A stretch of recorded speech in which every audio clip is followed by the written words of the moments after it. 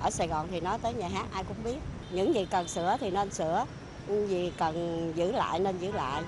Tại vì người dân thành phố với các tỉnh ai cũng đều thích những cái kiến trúc như vậy. Đây là một cái kiến trúc mà xưa nay thì nó mang tên tuổi của thành phố luôn rồi. Theo thời gian thì tất cả cái gì nó cũng xuống, nhưng mà sửa lại cho nó đẹp theo thời đại thì cũng được, nhưng mà phải cần giữ lại những cái nét cổ xưa. Thì nhà thành phố sẽ được thực hiện các cái nội dung là: thứ nhất là tu bổ phục dựng tổng mặt bằng, thứ nhì là tu bổ phục dựng khối nhà chính, thứ ba là tu bổ cải tạo phục dựng, bổ sung các hệ thống kỹ thuật trang thiết bị.